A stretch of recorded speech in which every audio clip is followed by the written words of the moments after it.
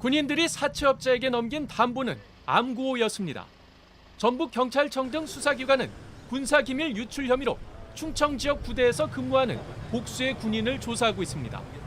병역 의무를 수행하는 사병이 아닌 현직 간부급입니다.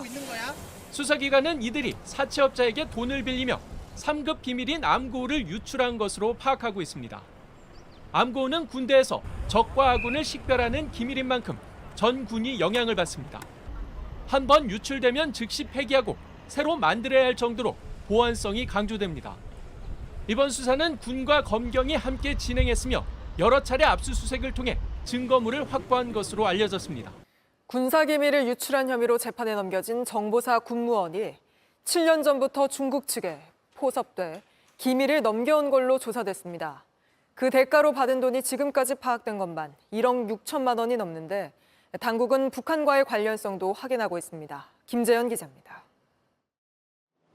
국방부 검찰단이 재판에 넘긴 정보사 군무원 A씨는 이미 7년 전부터 중국 정보기관 요원에 포섭된 걸로 나타났습니다.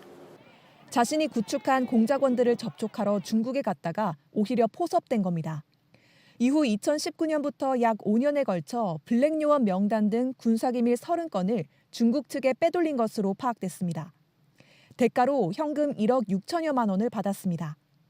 팀장급인 A씨는 내부 보안의 취약점을 알고 기밀을 출력, 촬영 또는 메모해 부대 밖으로 가지고 나왔습니다. 자신의 숙소에서 중국 클라우드에 업로드하는 방식으로 유출했습니다. 추적을 피하려고 중국 정보요원과는 메시지 어플리케이션에 있는 게임 음성 메시지로 소통했습니다. A씨가 특정 사업 현황이 필요한 것 맞느냐고 물으면 중국 정보요원은 맞다며 최대한 빨리 보내달라고 답하기도 했습니다.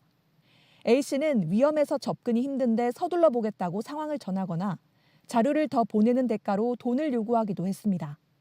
정보사는 수년간 A씨가 중국에 포섭된 사실도 정보를 유출한 사실도 포착하지 못한 것으로 파악됐습니다. 군검찰은 북한과의 관련성이 확인되지 않았다며 A씨에게 간첩 혐의는 빼고 일반 이적과 뇌물, 군사기밀보호법 위반 혐의를 적용했습니다. JTBC 김재현입니다. 해병대 현직 간부가 군 진지를 옮기도록 건의할 테니 그 땅을 사라고 민간인에게 권유하는 녹취 파일을 입수했습니다. 군 내부 정보를 이용해서 부적절한 행위를 한 거 아니냐 하는 의혹이 나오는데 해병대 사령부 측은 정상적인 민원 대응 절차였다는 입장입니다. 뉴스비 안지현 기자입니다. 지난해 4월 경기도 김포의 해병대 2사단 모 부대 안에서 녹음된 음성 파일입니다.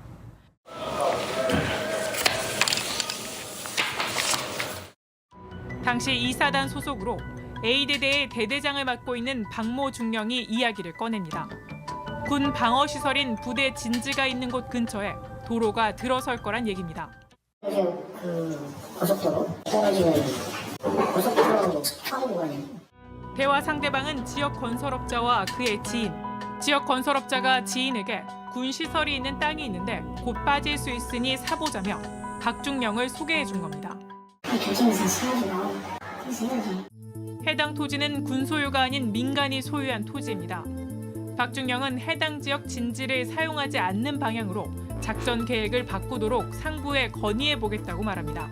저희 대대급 직경지라 그래가지고 이제 대대가 들어갈 수 있는 들이 이제 포획이 돼 있어요. 작전 계획을 변경시키면 이제 여기 있는 진지를 다른 데 옮기든 아니면 좀 전방 진지만 놓든 이렇게 좀 바꾸려고 하고 있어요. 제가 그렇게 해서 이제 작전 계획 변경을 건의를 하려고 하는 거죠. 상급부대 승인도 얻어내고 하는.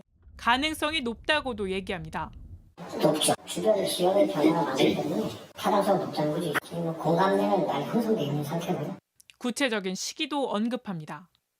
상반기에 해야죠. 상반기에야지 3, 4분기에 결정났거든요. 그 전에도 날 수도 있고 이제 상반기까지 지금 계획을 저도 이렇게 만들고 있거든요.